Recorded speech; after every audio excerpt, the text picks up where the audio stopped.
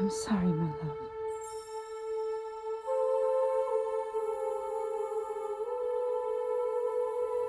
You must go on without me.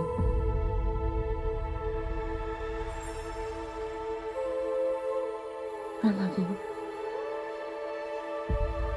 Be strong.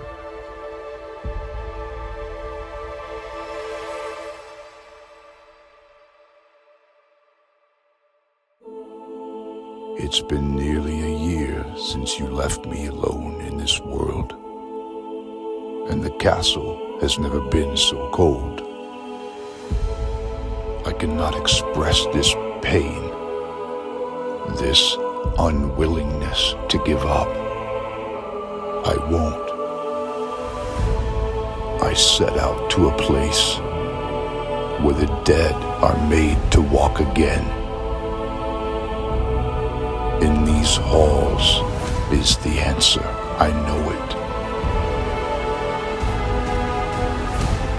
I will bring you back, no matter what the cost. The days all blur, much like the lines I crossed to get here. I can't remember. I feel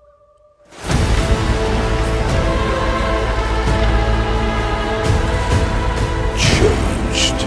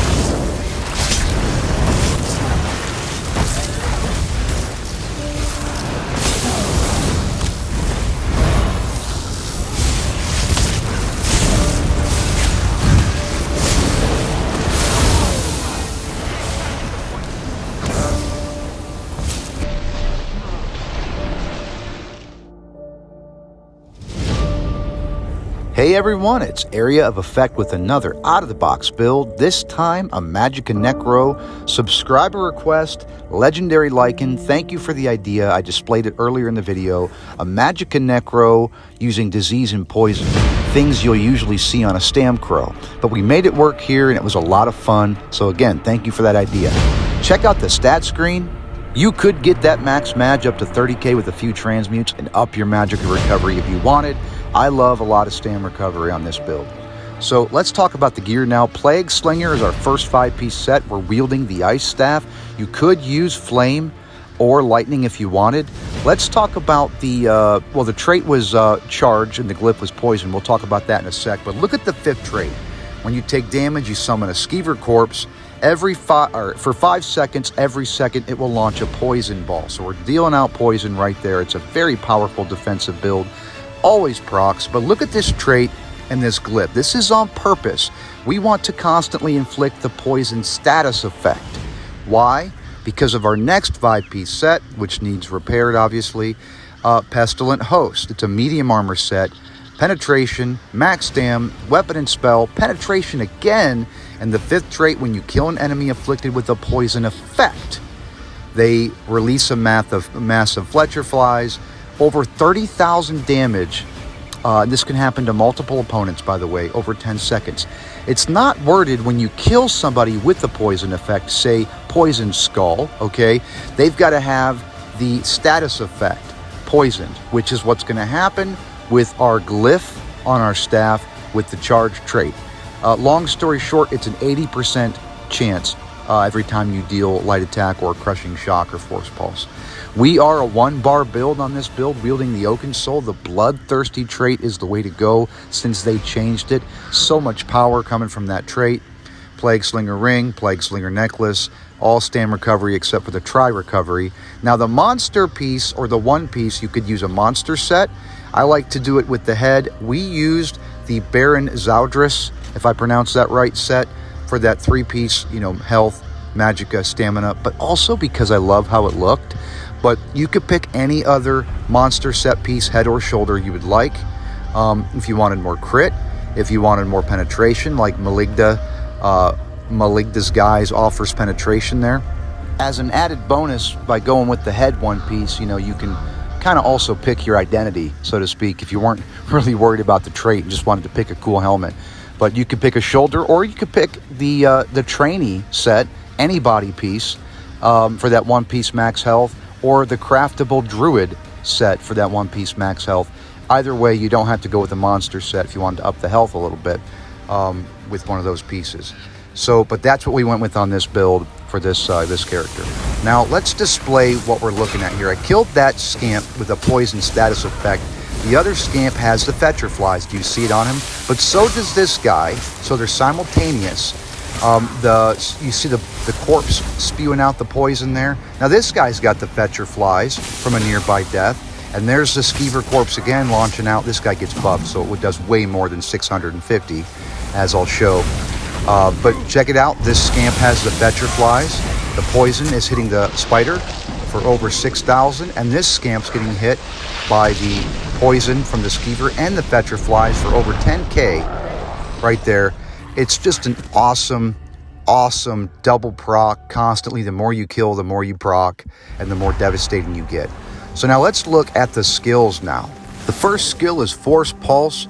We deal flame, shock, and frost damage, and up to 2 nearby enemies will take 8,400 magic damage if they have a status effect, which we're dishing out a lot of status effects. With the charge trait, this lightning, frost, and flame, it helps to have those going as well for more burning, more concussed, more minor maim and minor vulnerability. You can look those up if you want, elemental status effects and their benefits. You could put in the Venom Skull if you wanted to. It's taken a huge buff. The 3rd one that you cast will deal up to 50% damage now, up from 20% where it's at, and it really fits the theme if you wanted to switch out Crushing or Force Pulse for Venom Skull. But anyway, the next skill is our Vigor. It's going to give us minor resolve, minor ward, increasing our resistances, and a decent heal over time, almost 20k over 5 seconds. The next skill, Detonating Siphon. It's a damage over time, disease damage in a big pool. You see it around them, that green. it's a line between, you know, the source corpse and yourself, and everybody and anything in the way takes the damage, okay? But while it's out and active, you get your penetration increased by 1,500, okay? Because it's a Grave Lord ability. We're always dealing damage with this. I had in place of this the tombstones, the graveyard, but they nerfed that. I had a harmony trait on my Oaken Soul Ring, but they also changed that to where it doesn't deal more damage, it just gives you more resources. So we picked this, it fits the bill, it's disease. The cool thing about Detonating Siphon though, is it's not just a single damage over time, it's also a direct damage AoE. When you have a corpse and it's active, you see it there, I can send another corpse, and if I cancel this tether to start a new one, watch the burst right here. When I grab the new one. There, well, I'm too far. There it is. So that one you saw. So you can constantly, there it was again. You can constantly throw a skeleton, it creates a corpse, grab that corpse, and that bursts again. And you get ultimate, by the way, as I showed. I was talking over it about something else, but you get 10 ultimate every 16 seconds, I believe, for using an ability on a corpse. And that's what we're doing with that. The next skill is our big heal. It's called Resistant Flesh. Big bursty heal, you or an ally, by the way, which you can see in my PvP clips. But the thing is, you get resistances off of this heal. The lower your health and the bigger the heal, the more resistances you get. You can get up to 7, 8k possibly. The next skill, and one of my favorite on the bar, is Blighted Blast Bones. You summon a skeleton, he runs on in, he blows up, big AoE damage to everybody in the area, and he leaves a corpse for us to utilize. Send that out as much as you can. The next skill, our ultimate, Ravenous Goliath. Change into a Goliath, heal for 30,000 health, raise your health by 30,000, and light attacks deal damage and heal you, and heavy attacks heal you. But there's also an AoE around you for 1,600 magic damage, and that damage as well will heal you. If you're not a big fan of changing into a big nasty Goliath, you could use Pestilent Colossus or Glacial Colossus if you want that stun on the third blast. But Pestilent Colossus is going to increase damage per slam, 1, 2, 3, incrementally increasing the damage, and then everybody hit gets major vulnerability, increasing all of their damage taken by 10% from everything. So let's jump into the CP distribution now. The first one we got slotted, Occult Overload. When you kill an enemy under the effect of a status effect, they'll explode for 5185 Oblivion damage, and then apply a random status effect to that enemy. We always have the enemy inflicted with a poison status effect, so that's going to be beneficial. Bulwark, when you have a shield or Frost Staff equipped, you get your physical and spell resistance buffed by 1900. We're getting that because we use a Frost Staff. Untamed Aggression, 150 weapon and spell, and Arcane Supremacy, just getting that max match up a little bit more. Like I said, you don't have to use a Frost Staff on this build. You could use a Flame. Lightning actually would be even better statistically because of the AoE damage. Boundless Vitality on the Red Tree, 1400 max health. Fortified for more physical and spell resistance. We're going to get that up as much as possible. Rejuvenation is going to buff us 90 magicka health and stamina recovery at all times. And the last one I picked was Bracing Anchor, 20% block mitigation. This goes a long way when you're already wielding a block staff and you get that block mitigation, just making us very strong when we're holding that left trigger, taking a big hit. So I want to show one more thing here on the Destruction Staff, since we're speaking about the Frost Staff. While blocking, you could take the points out of Trifocus, but it's going to consume magicka if you don't, and you leave the points in it. Ancient Knowledge, equipping an Ice Staff reduces the cost of blocking by 36, and the amount of damage you can block by 20. And like I said, if you don't want to use magicka while blocking with that Frost Staff, just take the points out of Trifocus. Well, that's going to wrap up the CP distribution on this build, and actually wrap up this build video. The Pestilent Mage Build, Magicka Necromancer. This one was a lot of fun. Thank you, Legendary Lycan, for the idea.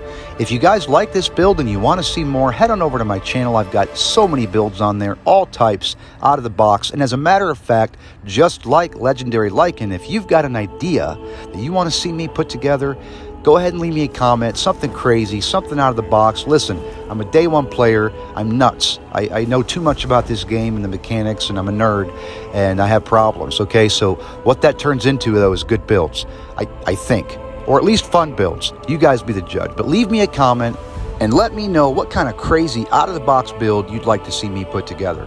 Don't forget to like, share, subscribe, and comment, guys. And as always, thanks for watching.